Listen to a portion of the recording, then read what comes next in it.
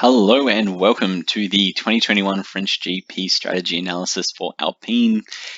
Today we'll be looking at a comparison of the strategy for the two drivers, position movements throughout the race, and race pace. If you'd like to check out the other teams, check out the videos on the channel as well as the race overview video. Let's get stuck in. So, bit of a split strategy here with Ocon starting on the hard tyre given the free choice, starting in P11. Although he wasn't actually able to go onto that tyre for that long compared to, say, Vettel and Stroll in comparison. Alonso taking the very typical strategy of starting on the medium and then moving on to the hard. So we have a look at the position analysis here. Alonso starting P9, moving up to P8 there. Norris getting past Norris at the start, and then it was actually overtaken by those two McLarens again. And then pitted, and Alonso, as we've seen throughout this season, when he puts the hard tyre on, he often does an excellent job and was able to do a great job moving through the pack towards the end of the field there, but couldn't get past Gasly and Ricciardo there at the end, finishing P8. In comparison, Ocon starting 11th and then moving down to 12th.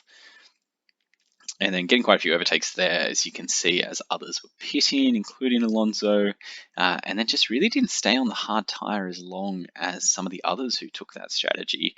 And as a result, his tyres weren't actually that much fresher towards the end of the race and really wasn't able to do much, unfortunately. So not the world's best race for Ocon, especially after his contract extension. So let's have a look at the race pace. Here we've got Ocon ahead at the top and Alonso ahead down the bottom. So Alonso getting ahead there at the start, and then Ocon, to be fair, bringing it back in towards there just before the pit stop. And then as soon as Alonso got those fresh tyres, he was able to make some massive inroads into Ocon there from a time point of view. And then most interestingly, even when Ocon got the new mediums on compared to Alonso on the hards, he really didn't make that much of an inroad into Alonso ahead, which I think part of that is Alonso seems to master those hard tyres. He's done it a few times this season. And then Ocon, in comparison, just really fell away compared to Alonso on those mediums. And I think part of that, he was on those mediums for a fair amount of time there. So 26 laps or so, whereas a lot of the front runners only did 16 or 17, obviously with lower fuel loads towards the end, but I think that really hurt Ocon from a pace perspective. Looking at the lap times now with the pit stops included, really equal through the start. As we saw, there were quite a few DRS changes there through the midfield to start with before the first round of pit stops. Once Alonso got those new tyres on, quite a bit quicker than Ocon through the middle section there.